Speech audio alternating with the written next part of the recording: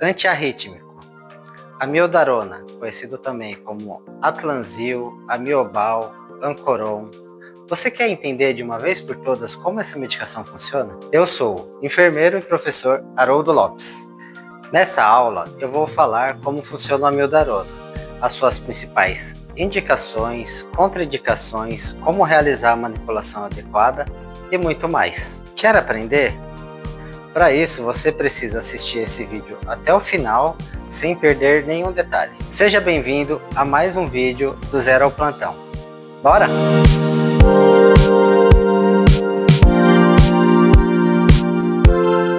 Pessoal, vamos transformar essa curiosidade em conhecimento? Mas antes disso, me faça uma gentileza, se inscreva no canal, ative o sino, que dessa forma você não vai perder nenhuma atualização. Agora vamos direto ao ponto. Cloridrato de amiodarona. A amiodarona é uma medicação antiarrítmica de classe 3, segundo a classificação de Van William. Curiosamente falando, Millie Van William foi um farmacologista e fisiologista britânico que na década de 70 decidiu categorizar os antiarrítmicos. Então ele classificou de 1 até 5. Então, classe 1 são os bloqueadores de canais de sódio. Classe 2, os beta-bloqueadores. Classe 3, os bloqueadores de canais de potássio. Classe 4, os bloqueadores de canais de cálcio. E classe 5, as medicações com mecanismos desconhecidos ou diversos. Mecanismo de ação. O principal mecanismo de ação da amiodarona envolve o bloqueio dos canais de potássio nas células cardíacas do miocárdio, prolongando assim a repolarização. Lembrando, repolarização é o período refratário no qual as células cardíacas restauram seu potencial elétrico de repouso após ter sido ativada. Apresentações. A amiodarona ela tem duas apresentações: a medicação via oral e as ampolas, que seria a medicação injetável. Os comprimidos se apresentam com comprimidos de 100 mg e 200 mg, e as ampolas são soluções com 3 ml contendo 150 mg cada ampola, ou seja, 50 mg por ml. Metabolismo. A amiodarona é uma droga lipofílica. Ela tem afinidade por gordura. Isso faz com que ela se acumule principalmente nos tecidos adiposos, o que faz com que ela tenha um volume de distribuição muito alto e uma meia-vida extremamente longa, que varia de 20 até 100 dias, com uma média em torno de 58 dias. Sua metabolização é hepática e principalmente pela enzima CYP3A4 e o citocromo P450 3A4. A eliminação é lenta e predominantemente por via biliar. Principais indicações: fibrilação atrial, flutter atrial, taquicardia supraventricular paroxística, taquicardia ventricular sustentada, fibrilação ventricular, especialmente em casos de reanimação cardiopulmonar. E quando devemos evitar a amiodarona como primeira escolha? A amiodarona não é a primeira escolha na maioria das arritmias crônicas e em casos refratários. Posso dar como exemplo um paciente que chega ao pronto-socorro clinicamente estável, porém com uma taquicardia supraventricular regular com QRS menor que 110 milissegundos. Nesse caso, é mais indicado uma manobra vagal, como a manobra Valsalva modificada. Pode-se praticar essa manobra vagal de 1 a 2 vezes. Caso não surta efeito, a medicação de primeira escolha não é a amiodarona, e sim a adenosina. Contraindicações. Gestante. Gestante é classe D. Não é recomendado o uso de amiodarona. Para se fazer a amiodarona numa gestante, tem que fazer um levantamento criterioso dos seus custos-benefício. Lactantes. A amiodarona ela é excretada em quantidades significativas no leite materno. Então, caso seja necessário fazer a amiodarona numa lactante, se estuda a possibilidade de cortar a amamentação e fazer uma suplementação do bebê por via externa. Paciente com distúrbio de condução atrioventricular, bloqueio BAVT avançado, doenças do nó sinusal, principalmente as não tratadas, hipersensibilidade à amiodarona e seus componentes, como, por exemplo, o iodo, atenção redobrada em pacientes com doenças tireoidianas e atenção à reconciliação medicamentosa. A amiodarona, por ser metabolizada pela enzima CYP3A4, pode inibir o metabolismo de outras drogas, como, por exemplo, a digoxina e a varfarina. Efeitos adversos. Cardiológico. Paciente que usa a amiodarona há bastante tempo, ele pode evoluir com bradicardia, bloqueio atrioventricular. Por esse motivo, é necessário um acompanhamento e solicitação de exames esporádicos, como, por exemplo, o eletrocardiograma. Pulmonar. O paciente pode apresentar pneumonite intersticial, fibrose pulmonar, e caso o paciente já esteja um pouco mais avançado, como por exemplo, se queixando de cansaço ou apresentando tosse seca, se faz um acompanhamento com raio-x ou até espirometria. Tireoidianos. A amiodarona ela contém iodo, e o iodo em excesso pode causar tanto a hipotireoidismo como o hipertireoidismo. Também é necessário o acompanhamento através de exame, como o TSH e o T4 livre. Oculares. A amiodarona em uso prolongado pode causar microdepósito nas córneas. É muito comum. E a parte ruim é que ela é assintomática. Porém, há relatos de pacientes que referem halos coloridos ao redor das luzes, uma visão levemente borrada. Neurológico. O paciente pode apresentar tremores, ataxia, perda de coordenação dos movimentos, neuropatia periférica, insônia. Dermatológico. O paciente apresenta fotossensibilidade. Fotossensibilidade é uma sensibilidade anormal à luz, especialmente à luz solar. Né? Começa a aparecer na pele vermelhidão, coceira, manchas, até mesmo bolhas. Nesse caso, se recomenda o uso de filtros solares com fatores mais altos, de 100 a 130 mais ou menos. E efeitos adversos hepáticos. O paciente pode apresentar hepatite tóxica, fibrose hepática, aumento de transaminases, e aí o acompanhamento normalmente pode ou pedir função hepática e avaliação de TGO e TGP, por exemplo. Vamos falar das doses? Quando se fala de doses da amiodarona, a gente pode dividir em 3 formas. Por exemplo, um paciente que pode estar recebendo uma prescrição médica via ambulatorial, pode ser um paciente que foi admitido num pronto-socorro, o paciente pode ter chego num pronto-socorro clinicamente estável, porém ele está com uma arritmia potencialmente instável.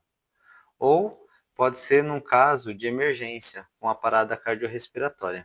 Então vamos começar falando do paciente que pode ter recebido uma prescrição via ambulatorial, no caso, medicação via oral. Nesse caso, o paciente recebe uma prescrição que pode ser de 600 a 800 miligramas dia. O médico pode colocar que ele vai fazer a ingestão desses comprimidos de 2 ou 3 vezes ao dia. Mas temos um esquema básico que costuma ser mais utilizado. Por exemplo, 200 miligramas 3 vezes ao dia durante 7 dias.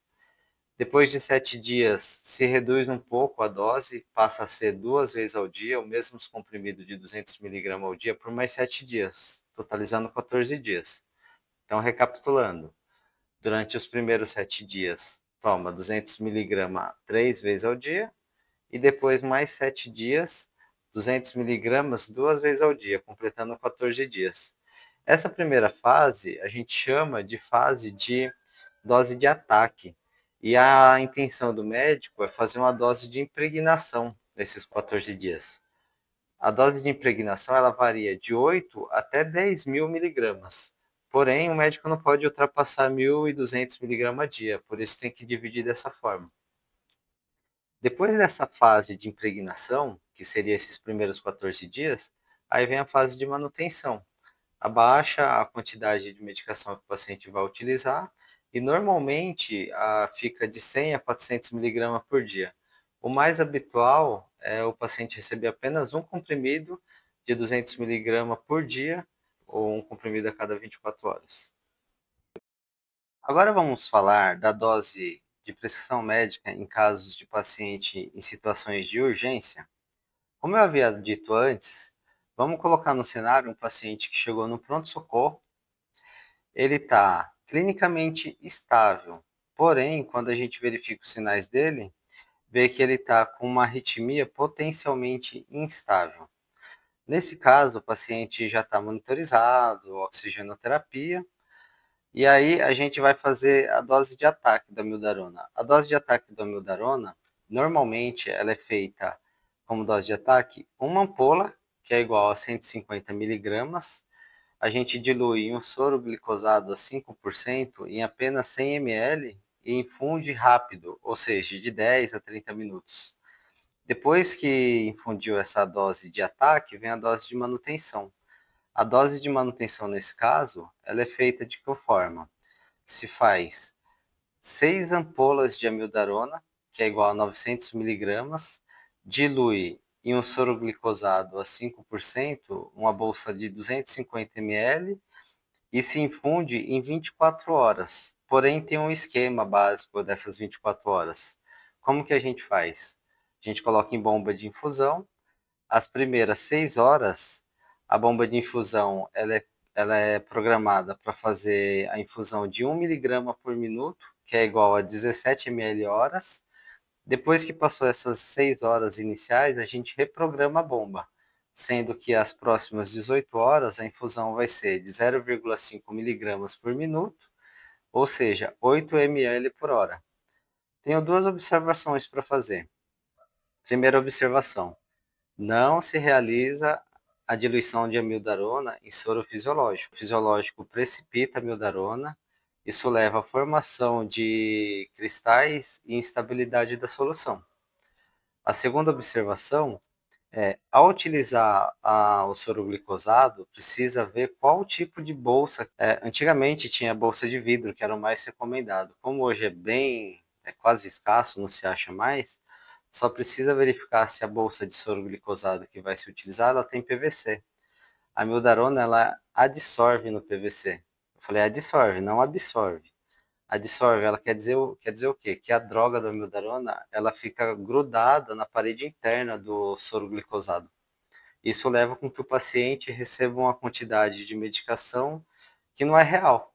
Agora vamos falar da dose de medicação da mildarona no segundo fato que eu havia dito, no caso injetável, que é a situação de emergência, uma situação, por exemplo, de uma parada cardiorrespiratória. A mildarona, ela só é utilizada em casos de parada cardiorrespiratória em ritmos chocáveis, ou seja, fibrilação ventricular ou taquicardia ventricular sem pulso. Eu vou conversar com vocês citando o protocolo definido nas diretrizes de RCP avançada do ACLS. Lembrando, o esquema básico de tempo é de 2 minutos de compressão, sendo 30 compressões torácicas, seguida por 2 respirações, ou seja, esquema 30 por 2. Então, assim, começando do primeiro choque. Então, o paciente recebeu o primeiro choque, faz a RCP por 2 minutos. Nesse tempo, já vai buscando o acesso venoso. Depois que passou esses 2 minutos, avalia o ritmo e o pulso. Segundo choque, RCP por mais 2 minutos. Nesse tempo, o paciente já está com acesso venoso. Se começa a primeira medicação, normalmente. Qual medicação? 1 miligrama de adrenalina. Após a adrenalina, se faz um flush de soro fisiológico a 0,9%, 20 ml rápido. Para quê? Com a intenção de empurrar a da medicação. Depois disso, avalia de novo.